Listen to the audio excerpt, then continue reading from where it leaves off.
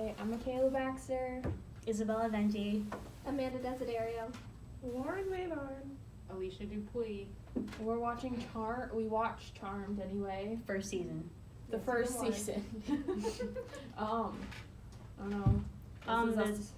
The show follows three sisters who are all like the charmed ones. They're witches, and they are good witches. They fight for good.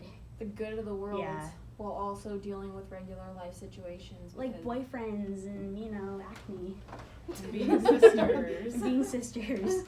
Yeah, Well, they have also- to keep it all hidden, like, to a point. Yeah, like what no they one do. outside of their family knows except for like the evil people or Yeah. demons and stuff like that. Yeah.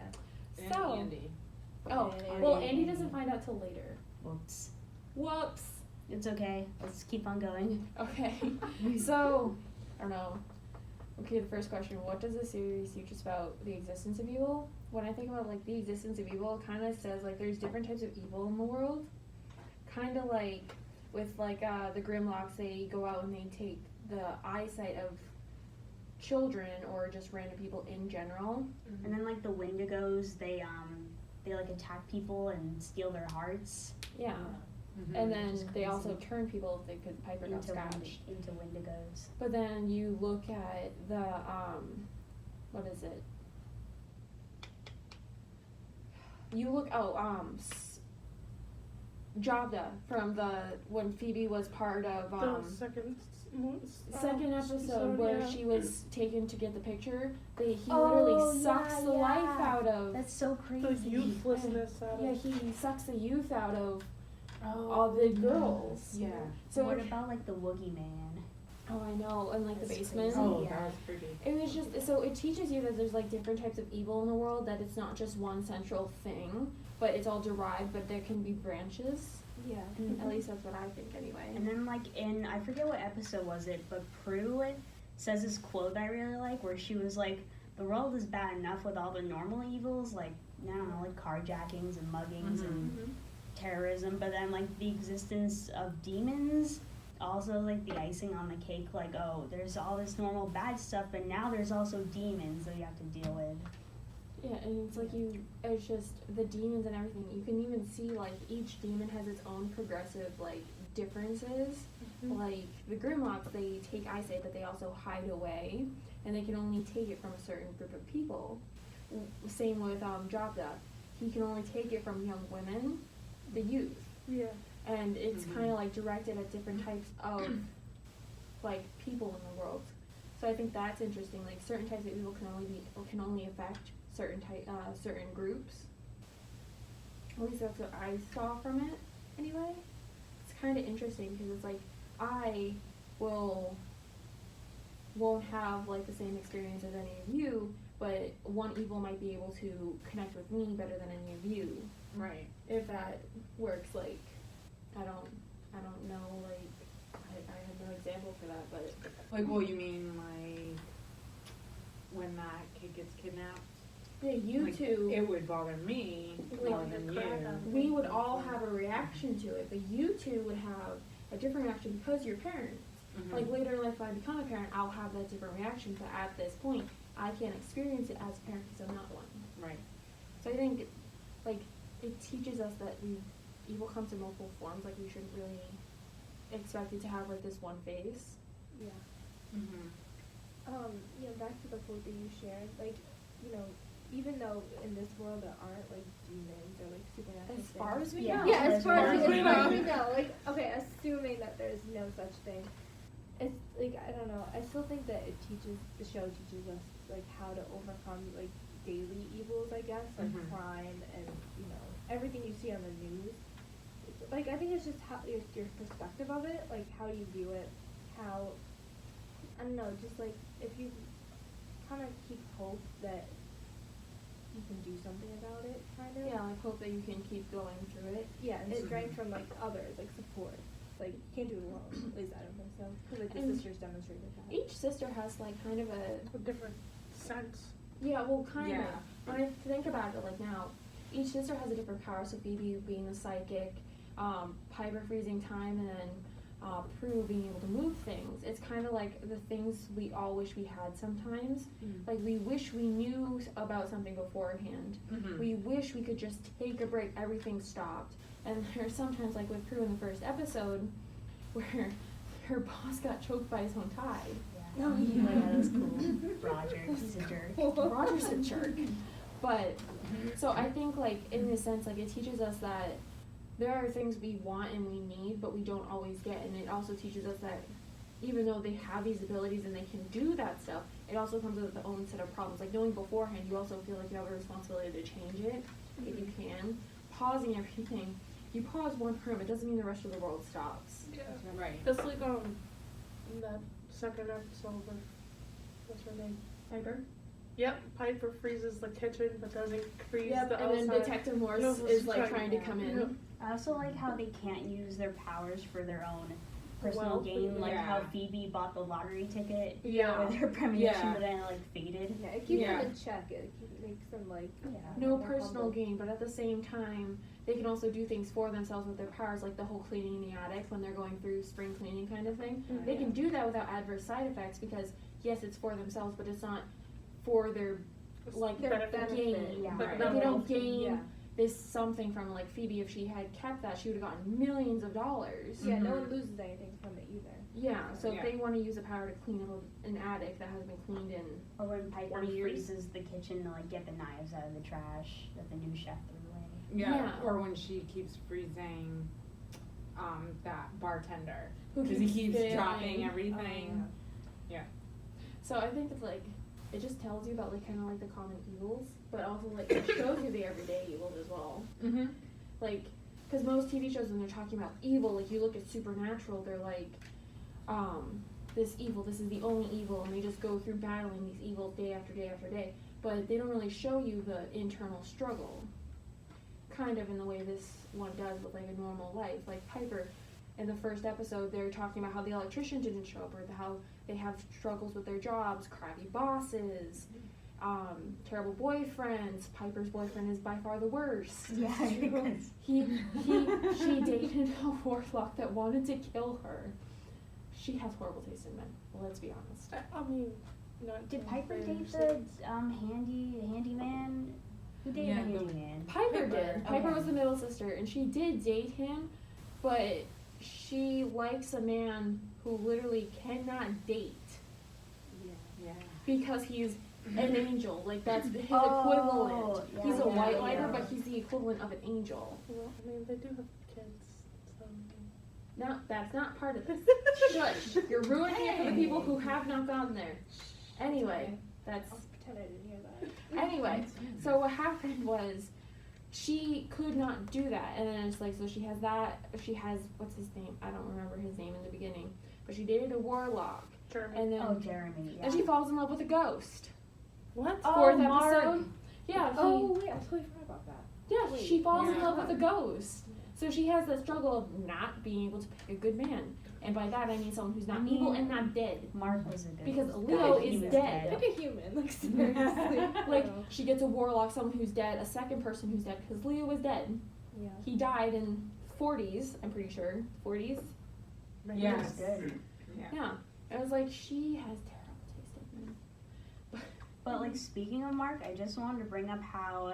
Do you remember the Yaman, the Yeah. creature? I find it interesting that it doesn't care whether or not the person is, like the soul is good or evil. He just wants souls in general. Yeah. Yeah, which I think is interesting. Yeah, it's like a different religion has their own beliefs, and I like how they incorporate the multi-religions in there. And like, because I watched further in the show, they do incorporate more from like all around the world and how they're, but it's kind of accurate. It's like they have one that just wants souls, and you have to be buried and laid to rest, or you have to be wearing an amulet when you died. Like that's why his mom wanted him to wear it, to protect him from bad spirits. So if he had worn that, he would have been able to be saved or safe from the Yaman. So I think I like that because it teaches you evils from other cultures, and not necessarily that Yaman is evil, but it kind of takes things that aren't evil itself. Yeah, he doesn't discriminate, he just wants souls. Yeah, he just wants souls. And I also love the end of that episode where all three of them stand in front of Mark. And it's Oh, like, and his you dad. can't take him. He is a good person. Oh yeah, I thought you were talking about when his dad showed up. I really, oh my god. Oh, I love that part. Also when she kissed the ghost. Yeah. Don't know how. But, yeah. You should also consider what the series has to say about why people do evil things. Well, in this series, it kind of like they're tempted. Do you remember that young girl where she was communicating, I forget her name, she was communicating with Aviva. Aviva. Some With the- people would say that she's evil, but I'd say that she was just like misguided youth, really. Yeah, that's what she was. She needed someone. Her mom was in rehab. Her aunt didn't understand her, and she found I remember that. she found comfort in what seemed to be this angelic spirit. And it's kind of like, well, that's where she finds some kind of peace and relationship there, and she talks to herself. In that sense, like she wants there to be some kind of connection, and she doesn't realize she's being used for it. Right. And she gains something from the relationship, so she being her powers this time. But she also loses something, which is the will to, like the ability to see when someone is using them, if that makes sense. Kind of like she has to do all these things for the spirit, like the cat, get close with the Yeah. sisters, get rid of Prue. She was controlling her. Yeah, but Aviva didn't want to do any of that. She Right. just wanted to be accepted and loved by people like Exactly. her. So I think it's just I think that also shows like the world, people can be misguided. It doesn't necessarily have to be a spirit, but they can be misguided by a loved one or someone who they think they love, and do these bad things even though they might not want to because they feel like they need to be accepted. It's just like in those senses, it's like you can like when it comes to like trying to do something about evil, you can always try to see people, but at the end of the day, it's kind of hard to see what people's internal struggle is unless they wear their heart on their sleeve. So it's kind of like, in the way of like, it's kind of hard to see clearly in that respect.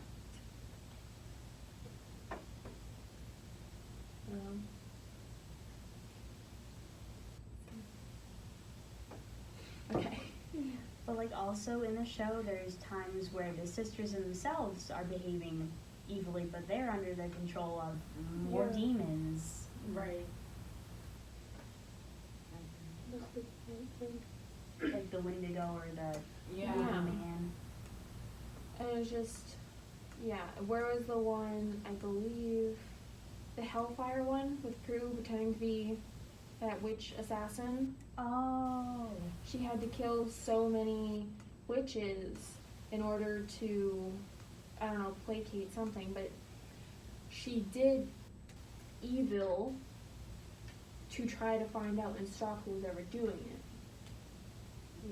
But then sometimes, and then you look at it and it's like the evil of the parents follow the children, kind of like that episode where that young man was, He was like in a family of warlocks. yeah, it's being forced to marry an evil demon because Oh. there was that group of Yes. college students and they made a pact. One, they could have eternal life or eternal wealth. Yeah. And that one woman chose wealth, and she had a son. And because she chose wealth, she had to marry her son off to the demon Yeah, that was in order to have crazy. like an Yeah. evil child, Yeah. even though her son was just under a spell. Didn't help they eat a pizza. They ate a pizza man, but Oh yeah, they did. Do you remember how like Piper was like, oh, they're ordering pizza? I'm offended, but then they just like eat the pizza, dude. No, he was a stripper, right? yeah, he was. Yeah. So there's no pizza. And she goes, I'm less offended. Yeah. And it's just, it was also like really, like it kind of, with those ones, it kind of just made me realize like there's evil from women as well, because a lot of people think evil in relationships, they think the man is villain. But it shows that some women are the more corrupt ones and they can eat away at a man. Literally. That's and where I'll- figuratively. That's where I got out of that, because you look at this, I don't know the blonde chick's name, but the demon, she was part, what was it? She was part of this group, and she wanted to have this child for like the demon culture to bring a new evil into this world. And to do that, she had to manipulate this man. Because the child would look like human on the outside, but would be like A demon on the Mhm. inside. Which is what they want. Because they can grow up in the human world, they can be a part of it and not raise suspicion. But at the same time, it's like that man is being forced into something he doesn't want to, but doesn't know how to get out of at the same time. So I think that kind of goes in with like the evils as well.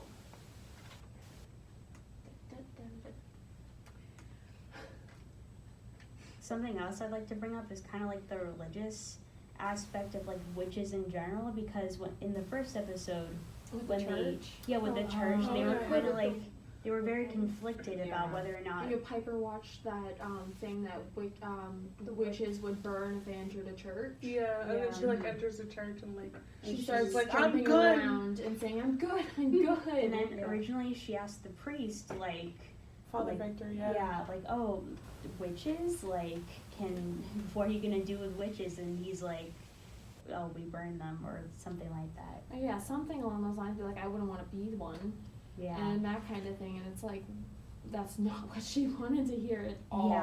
Yeah. So it's kind of like, from my point of view, it kind of like I really like how it marries the two. Like it brings in these extra evils that are part of the show, like the demons, and it also gives like everyday evils like having to pay bills, Mm-hmm. a job, crappy bosses, and all that Yeah. stuff again. And it was like, oh, It's like a mix relationships. of like Relationships. symbolic and like religious evil and then like real life situations. Yeah, it was. You know what my favorite episode was? When they went back in time. Oh, So and saw their their mother. mom. Yeah. I was just, and then Oh. I know, I was. it was just, and first of all, they were arrested for kidnapping themselves. That was funny. Yeah. Yeah, did you? I kind of glimpsed over it. I've seen all of them. Yeah, so what happened was like they went back in time because they needed to stop the warlock that was going to take their Take- powers. yeah. So they went back in time to when they had powers originally, when they were like 4 and 5 or something like that. But Phoebe wasn't born yet. And they didn't even Oh, know okay. Phoebe was going to Pregnant. exist. Oh, okay. Like they weren't even sure if Phoebe was going to be born. And so they went back in time to help stop them. And I love the spell their grands did when they went back to their time. It was like the kill Nicholas spell. That's what it was called. Oh, yeah. It's so funny. And it's like, and it's like, it's also that great moment where, like when they did a spell together and they had like her hands on her stomach. Aw, I yeah. loved that to no end because it was Mhm. just, it was so like moving. It also showed like the good in that bad situation Mhm. where they had that like familial love even though they were being threatened by a warlock. Yeah. Yeah, they always had each other no matter what Situations. where crazy it's stuff like- Yeah. was being thrown at Yeah. them. And for the simple fact that Phoebe got to, like, see Mhm, and talk her to mother. her mother. Oh, yeah. Okay, and then you wanted like bringing up Max, the little boy that got kidnapped. Yeah, it would have been. The evil in that because he himself was a witch based on his mother, but he knew that his father didn't when they married and the mother died. So the son had no way of knowing, Mhm. neither did the father. And they got kidnapped by humans because they wanted to rob a bank.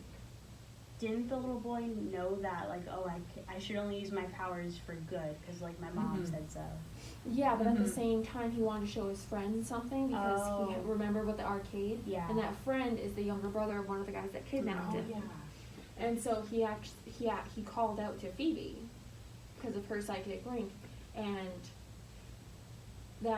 they went through this whole thing where he was forced to do this evil. Like he didn't want to, but it was either doing it or his father dying, which I Mhm. think is another thing, being forced into doing an evil act for a good reason, Doesn't And the know- father couldn't say anything. Yeah. because his son would have died. Not to mention, who is he going to go to? These two men kidnapped my son because he's a witch. Right.